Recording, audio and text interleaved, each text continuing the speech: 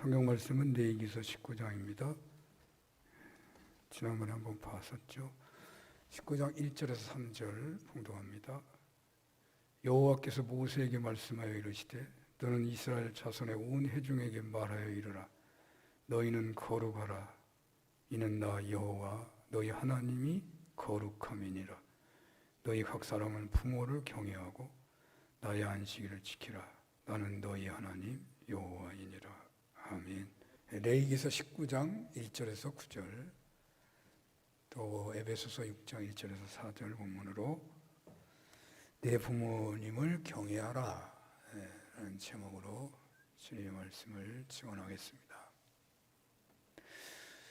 예수님께서 우리를 향하신 최고의 초대는 나는 마음이 온유하고 겸손하니 내 멍에를 메고 내게 배우라 라는 말씀이라고 했었죠.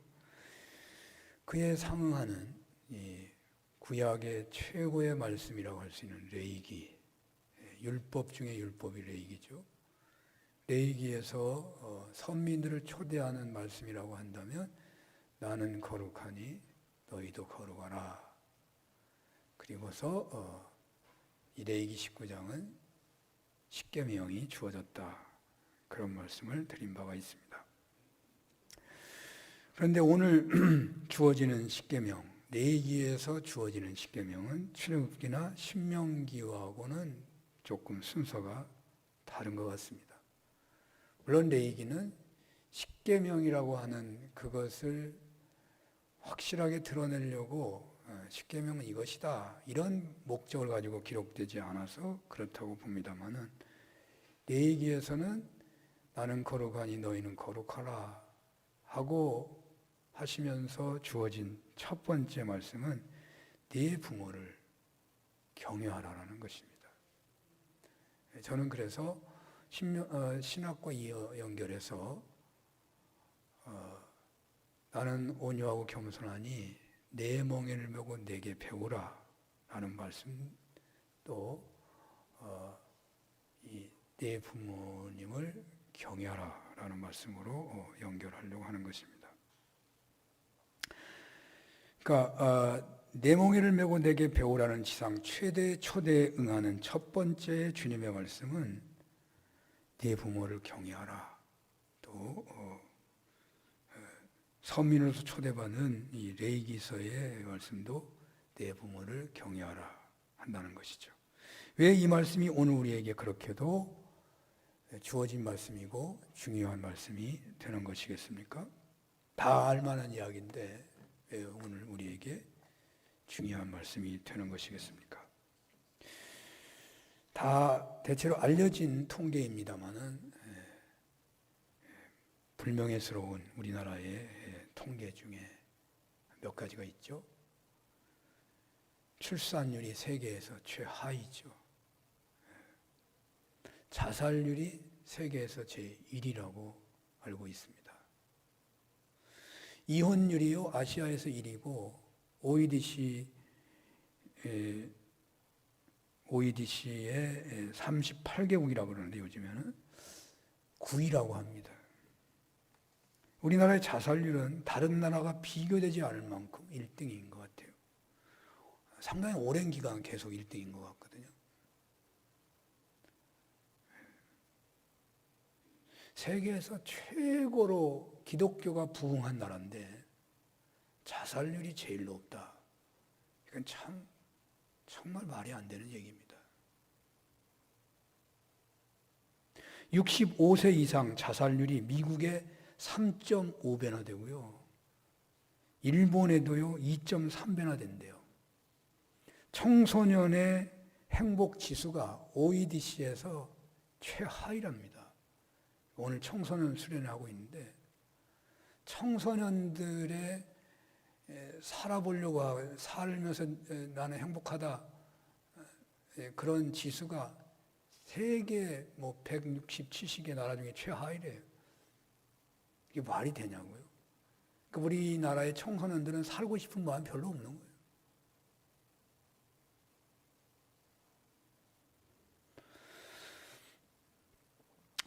더욱 심각한 것은 출산율이잖아요. OECD 회원국 평균 출산율이 1.61명인데 우리나라는 1도 안 되고 0.84랍니다. 아기 낳지 않기로 유명한 일본이 1.36인데 우리나라는 0.84입니다. 두 사람이 부부가 돼가지고 둘 낳아야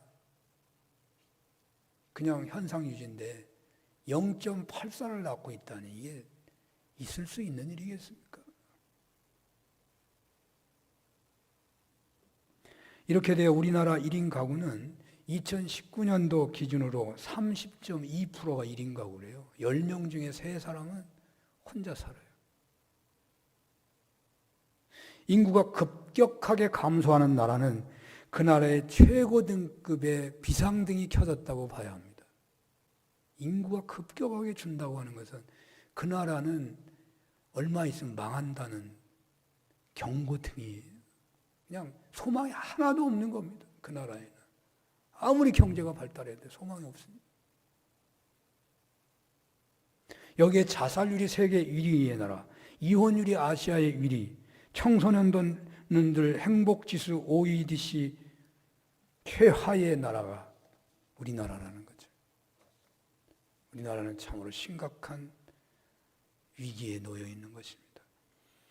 더 마음 아픈 것은 4분의 1 정도가 기독교인이고 천주교까지 표현한다면 기독교인이요 전 인구의 3분의 1인 나라예요. 기독교 신앙의 기본적인 가치, 생명 존중 아니에요? 근데 어떻게 자살률이 세계에서 제일 높냐고요? 어떻게 출산율이 세계에서 제일 낮냐고요? 최고의 가치관으로 알고 있는 신자가 전 인구의 3분의 1이나 되는데 예수 믿는 사람이 다 문제가 있다는 거죠. 그러니까 대한민국의 위기보다 한국교회 위기가 더 심각하다. 신앙인들의 위기가 더 심각하다는 것을 말하고 있는 것 아니겠습니까? 어찌하는 것입니까? 하나님의 최고의 처방은 무엇일까요? 이 모든 문제를 다 아우를 수 있는 최고의 처방은 무엇일까요? 오늘 주님은요, 내 부모를 경외하라고 말하고 있습니다. 이보다 더 좋은 처방이 없을 것 같습니다. 제가 보기에. 내 부모를 경외하는 것보다 더 좋은 처방이 없을 것 같습니다. 먼저 주어진 말씀을 따라서 다가오는 의문을 먼저 풀어야 될 것 같은데요. 여러분들의 귀에 익은 말씀은 내 부모를 공경하라죠. 오늘 레위기서는 내 부모를 경외하라고 말하고 있습니다. 경외나 공경이나 뭐 비슷하게 들리죠. 그래서 뭐 지금 차이를 못 느낄 수도 있겠지만 출애굽기 20장, 신명기 5장의 10계명은 분명하게 내 부모를 공경하라고 되어 있습니다. 레위기는 놀랍게도 내 부모를 경외하라고 하고 있다니까요. 사도 바울도 에베소 6장에 내 부모를 공경하라고 그랬지 경외하라고 말하고 있지 않습니다. 근데 어떻게 레위기서는 내 부모를 경외하라고 하느냐 말이죠. 함부로 할 수 있는 말이 아니에요. 똑같은 말을 달리 번역해 놓은 거 아니에요. 여기 경외하라는 말하고 공경하라는 말의 원어가 틀려요. 아마 그 해석은 비슷한 것 같아요. 존중히 여기고 무겁게 여기고 그 상대를 위해서 헌신하라는 말이에요. 그러니까 우리가 부모를 공경하는 말은 존귀 여기고 무겁게 여기고 귀중하게 여기고 그분을 위해서 우리가 희생하는 거예요. 뭐 순종하고 헌신하고 잘해드리고 뭐 다 이런 게 포함하는 거죠. 부모를 공경한다는 말은. 근데 오늘 레위기는 내가 거룩하니 너희도 거룩하라 하면서 이 세상에서 서민으로서 거룩하게 살려고 한다면 첫 번째로 어떻게 하라고? 내 부모를 경외하라. 그렇게 말하고 있다.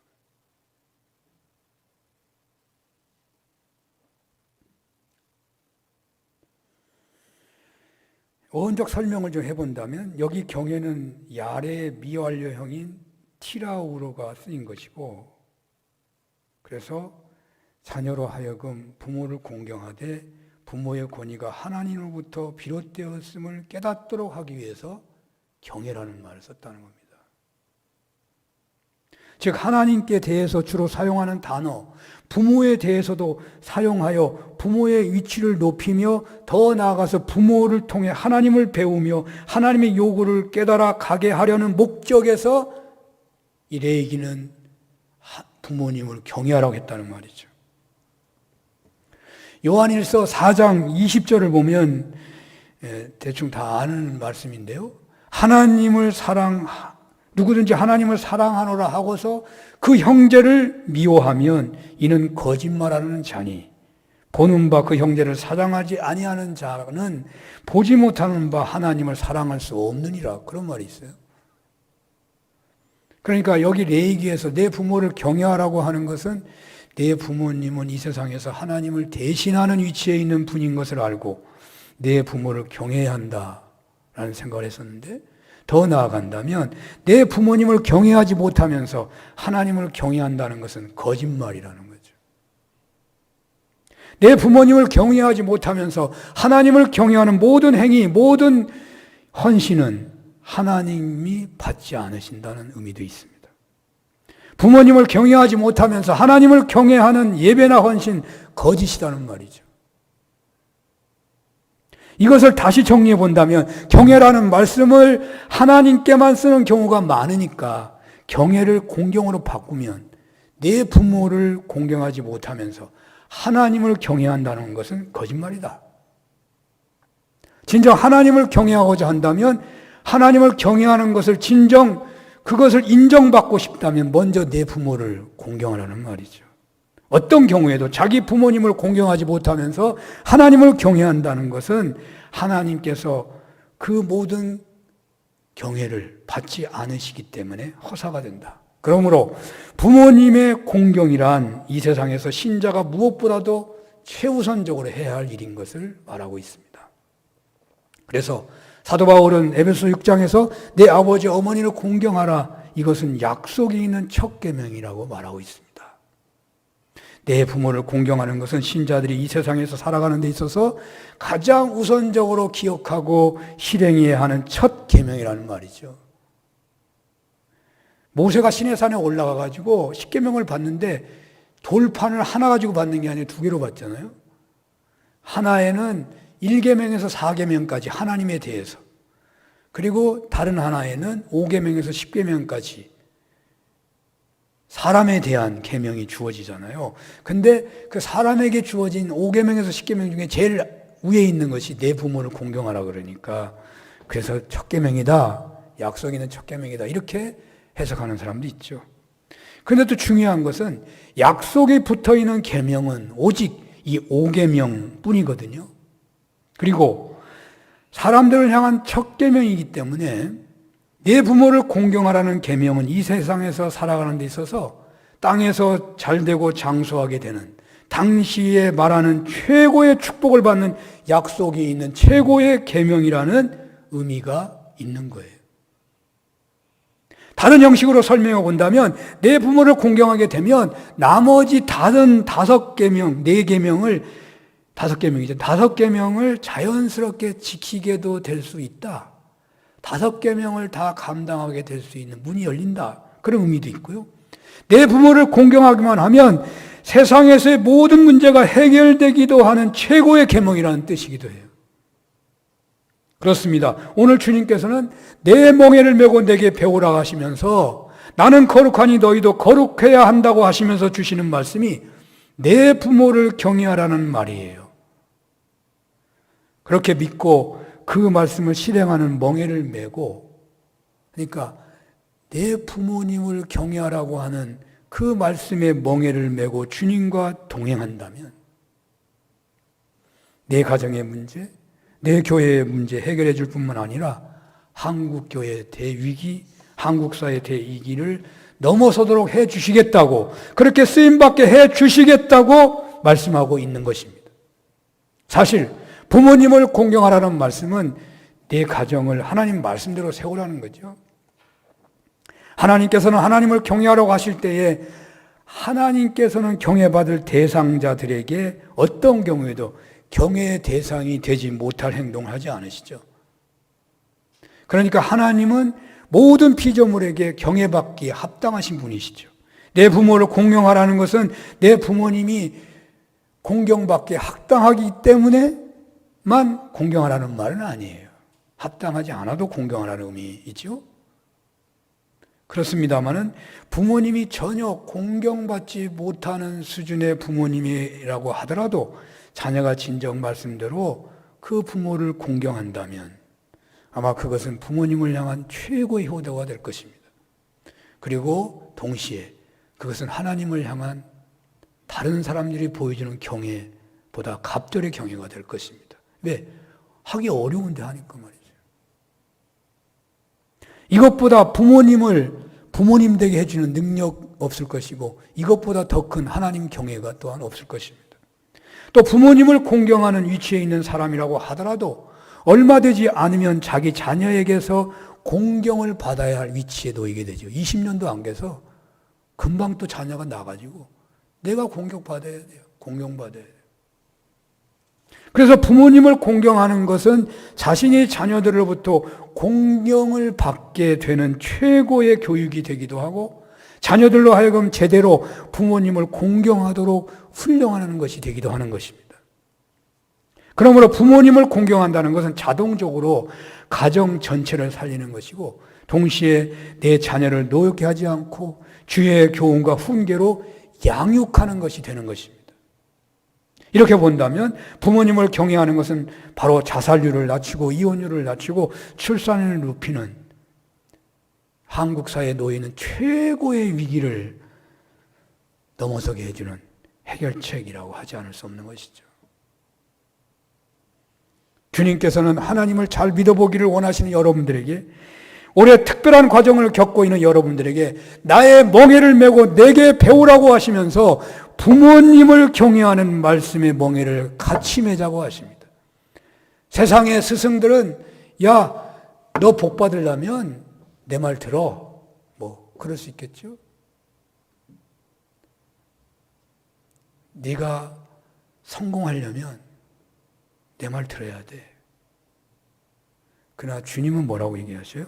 나는 마음이 온유하고 겸손하니 네가 정말 복을 받기를 원한다면 내 부모를 경외해야 되는데 나와 함께 그 멍에를 매자. 그렇게 말씀하신다니까요. 우리의 불가능이 없다고 말이에요.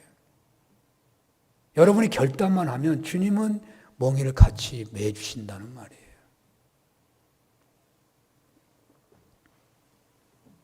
내가 거룩하니 너희도 거룩하라 하시면서 내 부모를 경외함으로 이 세상에서 선민으로서의 거룩함을 드러내라고 하십니다. 사랑하는 여러분, 내 부모를 경외하라는 말씀에 신앙 승부를 한번 걸어보시면 어떠하시겠습니까? 오늘 주님은 네가 땅에서 잘되고 장수할 것이라고 약속하십니다. 이것은 그냥 내가 세상에서 성공할 거야. 네가 세상에서 뭐 대학에 합격할 거야. 너는 정말 행복한 가정을 이룰 거야. 이 정도의 어떤 말씀이 아니고 그 내가 이 땅에서 누릴 수 있는 그 모든 것을 다 포괄하고도 남는 그런 약속이에요. 이 시대의 최고의 축복의 약속이에요. 현재 놓여 있는 어떤 문제라도 해결할 길이 주어진다고 하는 그런 말씀이기도 해요. 어떻게 하면 좋겠습니까? 저는 십계명 설교를 위해서 몇 권의 책을 선택해서 보고 있습니다. 홍성사에서 나온 제이 존이 지은 모든 사람을 위한 하나님의 법 십계명이라는 책이 가장 저에게는 감동이 되었어요. 물론 두란노에서 나온 설교만을 위한 십계명의 책이 있더군요. 또 새순 출판사에서 나온 그 유명한 설교가가 해놓은 십계명도 봤고 또 옥스퍼드 주석도 보면서 십계명에 대해서 공부하고 있습니다. 연구하고 있습니다. 그런데 제이 존이라는 사람은 이 고대의 십계명을 현대의 삶에서 실제적으로 적용할 수 있도록 탁월하게 안내하고 있다 하는 생각이 들어요. 어떻게 하는 것이 5계명을 최고로 잘 지키는 것인가? 이 저자는 5계명을 부모 공경만이 아니라 부모 공경만을 다루고 있는 것이 아니고 부부 문제, 자녀 문제까지도 다 다룬다고 보면서 이분이 강조하고 있는 것은 소통의 문제였습니다. 보통 우리는 부모를 공경하면 복받는다, 땅에서 잘 된다, 장수한다 그러면서 뭐 샘과 함과 야벳 얘기 많이 들어요. 내 부모의 허물을 덮어주는 게 복을 받는 거다. 함은 드러냈잖아요. 술 먹고 그냥 벌거벗고 주무신다고 해가지고 떠들 동네방네 하다 했고, 샘과 야벳은 그 부모의 허물을 덮어줘서 그래서 복을 받았다. 또 솔로몬은 문제가 있는 밧세바가 어머니인데도 불구하고 그 밧세바 어머니를 잘 공대하고 높여가지고 왕이 되고 최고의 왕이 됐는데, 압살롬은 아버지 잘 보필하지 못해가지고 비참하게 죽었다. 이런 얘기도 하고 순종하지 않았다고 말이죠. 부모를 귀하게 여겨드리고 감사하고 대접하고 이렇게 사람은 복을 받는다 이런 말을 많이 하는데, 이분은 매우 현대적인 감각을 가지고 정말 부모를 제대로 공경해서 복을 받기를 원한다면 소통이 되는 가정이 돼야 한다는 거예요. 소통이 돼야 한다. 대화가 잘 되면, 교제가 잘 되면 최고의 공경이고 최고의 자녀 교육이고 최고의 부부 생활이 된다는 겁니다. 성경에 나오는 문제의 가정, 가령 야곱의 가정을 보면요, 12아들 간에 소통이 거의 없었다는 거예요. 가족 간에 서로 너무나도 모르고 알려고도 하지 않고 나타난 문제 또한 해결하려고 하지도 않는데요. 그래서 그 형제들의 증오가 부글부글 끓다가 결국 자기 형제를 죽이려고까지 한 거 아니에요? 저는 이분의 책에 볼 때, 나는 아버지로서의 점수가 아주 감옥낙제 정도 되겠구나. 40점이 감옥낙제잖아요. 낙제 수준 같아. 제가 보기에 목사인데도. 노력한다고 하는데도 불구하고 그분의 내용을 보면은 형편없는 점수가 될 것 같더라고요. 반성을 하면서, 회개를 하면서, 거기 나와 있는 거 몇 가지만 좀 언급을 해본다면요. 소통이 되려면 대화가 잘 돼야 되는데, 우리들의 보통 대화는 기계적 대화의 수준이라는 거예요. 우리가 보통 자녀들하고 말을 잘하고 있는 것 같이 생각할지 모르지만, 그 대화가 무슨 밥을 먹어라, 일찍 일어나고 일찍 자고 일찍 일어나야 돼, 어른들 만나면 인사 잘하고, 교통 조심하고, 잊어버리지 말고 잘 갖고 챙기고 다니고, 운동 잘하고, 이런 말을 대화라고 생각한다면 큰 오산이에요. 그건 대화가 아니래요. 적어도 소통이 제대로 되려면 양과 질이 갖추어져야 된다는 거예요. 그러니까 대화하는 시간도 길어져야 되고 그 내용도 관심사가 포함되어야 한다는 거예요. 아이들의 관심사는 전혀 다른데, 내가 옛날에 얼마나 고생한 줄 아냐? 우리는 어렸을 때 거의 굶기를 밥 먹듯이 했어. 그런 얘기는 전혀 대화가 안 된다. 아이들의 관심사를 가지고 여러 시간을 충분하게 갖고 얘기를 하는 것이 대화라는 거예요. 이분의 얘기에 보니까 부모 자녀 간의 대화 시간이 평균 얼마나 되는가, 하루에 보통 38초밖에 안 된대요. 그러니까 한국 사회뿐만 아니라 세계 모든 가정의 위기는 소통의 문제에서 온다. 근데 대화가 평균 38초래요. 여러분들은 몇 초나 돼요? 나는 한 하루에 10분도 넘는데요? 그런 분도 계시겠죠? 훌륭하십니다. 저는 몇 초 안 되겠더라고.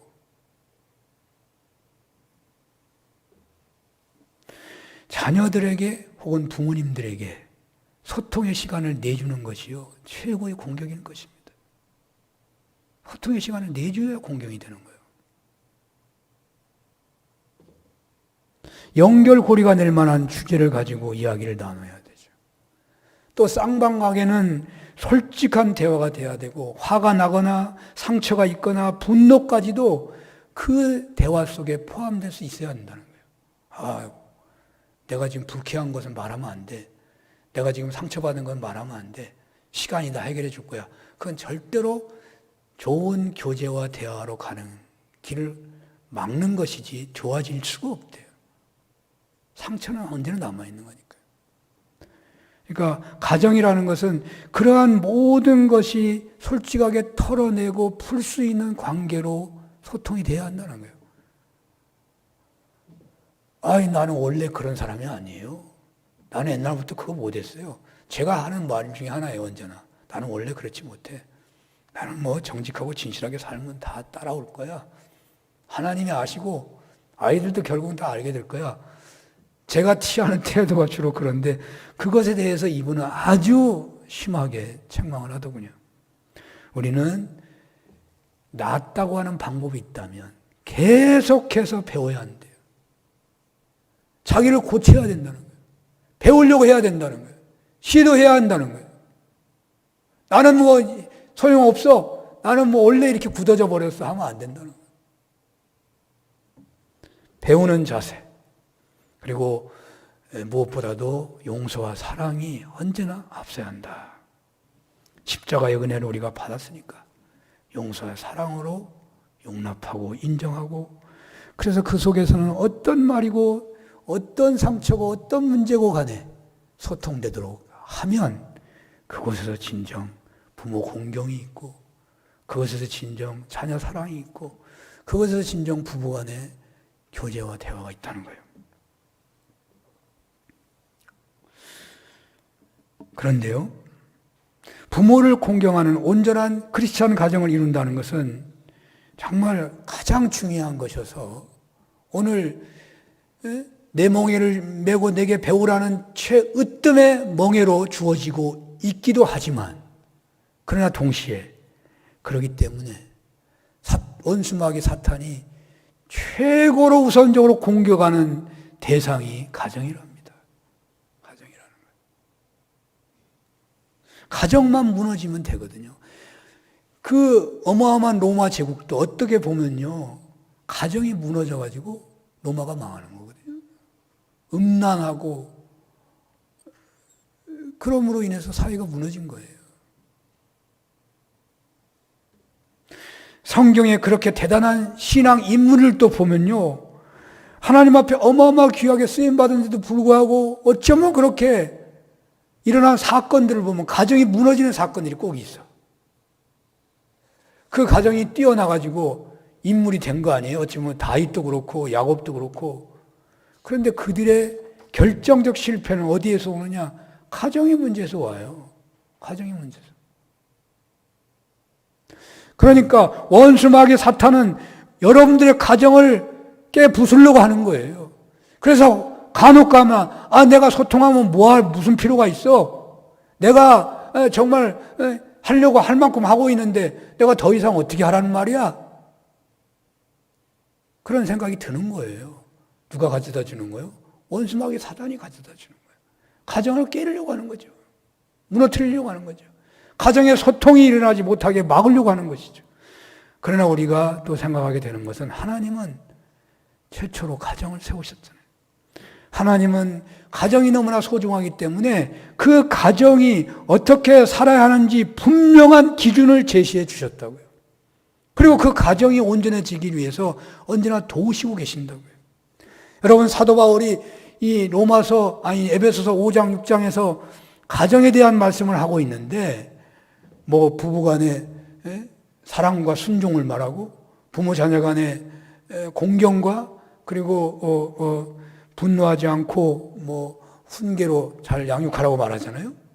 그런데 이 말씀이 있기 전 바로 앞에 에베소서 5장 중반쯤에요, 주시는 말씀이 뭐냐면 성령의 충만을 받으라고 주어집니다. 성령 충만을 얘기하고 쌍방간에 서로 피차 복종하라 하면서 가정 얘기가 나와요.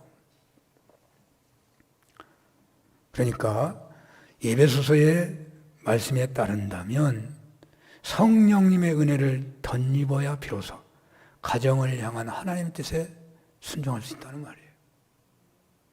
우리는 언제나 부모님을 공경하기 위해 최종적으로 혹은 우선적으로 성령님의 도우심을 구해야 한다는 말이죠. 성령님의 인도하심을 받아야 되고 성령의 능력을 덧입어야 한다는 말이에요. 우리는 가정을 위해서 그래서 기도해야 합니다. 가정마다 소통이 잘 될 수 있도록, 대화가, 교제가 잘 될 수 있도록 성령의 도우심을 구해야 한다는 말이에요. 사실 예수 믿는 사람들은 부모님을 공경하기에 최고의 조건을 가졌다고 볼 수 있어요. 그러면 부모님을 공경하기에 최고의 조건을 가졌다는 말은 이 세상에서 성공하고 승리할 최고의 조건을 가졌다고 해도 틀리지 않아요. 사실 그렇지요. 예수 믿는 사람은 이 세상에서 최고로 성공하고 승리할 조건을 가진 사람들이에요. 그런데 예수를 잘 믿는다는 이 대한민국이 지금 이러한 통계 수치를 보이면서 절벽으로 내리 떨어지고 있는 이 현실을 어떻게 말을 해야 되는 거예요? 왜 이런 실패를 하고 있는 거예요? 믿는 사람이나 안 믿는 사람이나 똑같이 살고 있어서 그런 거 아니에요? 똑같이 살고 있어서. 오늘 본문으로 말한다면 부모님을 경외하지 않고 살아서 그런 거 아니에요? 왜 부모님을 공경하라는 말씀대로 살아가지 못하는 것일까요? 처음부터 살아가지 못한 게 아니에요. 잘 살아요. 그런데 꼭 결정적인 순간에 못 사는 거예요. 토요일날 새벽 기도에 봤던 말씀이 사무엘상 9장이었습니다.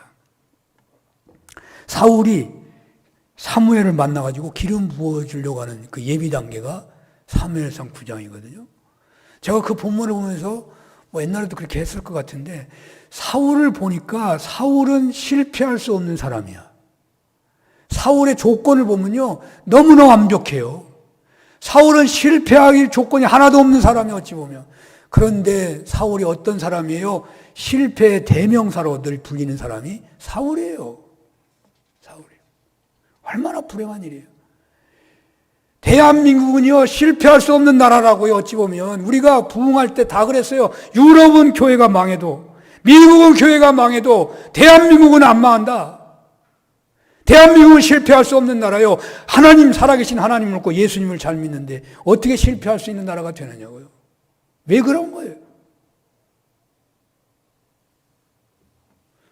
사무엘상 9장에 보면요, 사울이 얼마나 겸손한지 몰라요.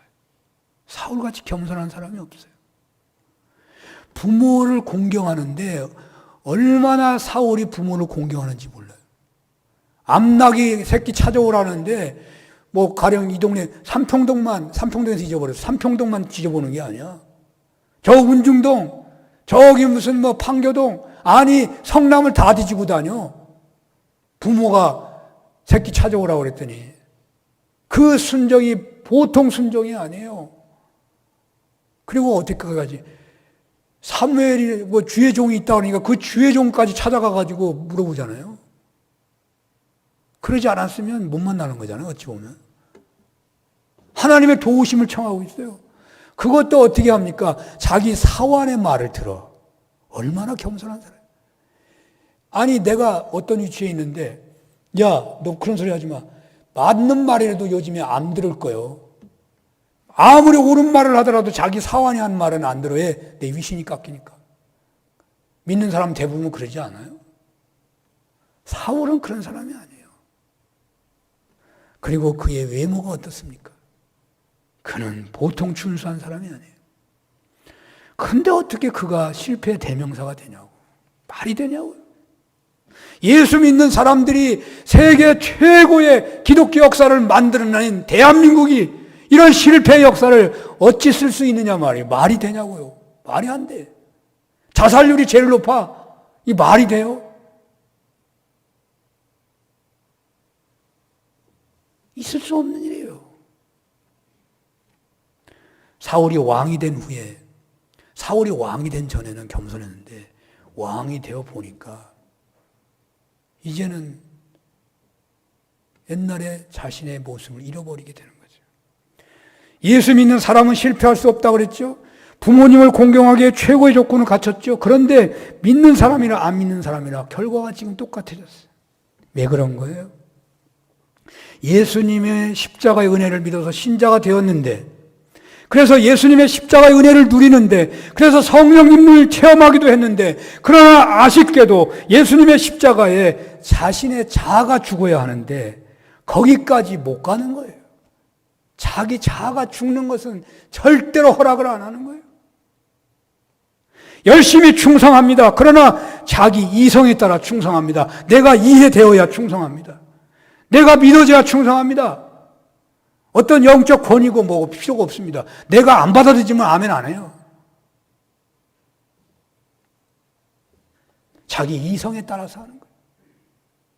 자신이 죽어야만 어려운 상황에서도 말씀대로 순종하게 되는데 환경이 나빠지면 이거 아니구나. 따르지 않는 거예요. 자기가 하나님이 되어버리는 것이죠. 충성은 열심히 하는데 자신이 죽는 것은 하지 않아요. 그러니까 어떻게 돼요? 그 신앙은 평생 어린아이의 신앙이에요. 어린아이예요.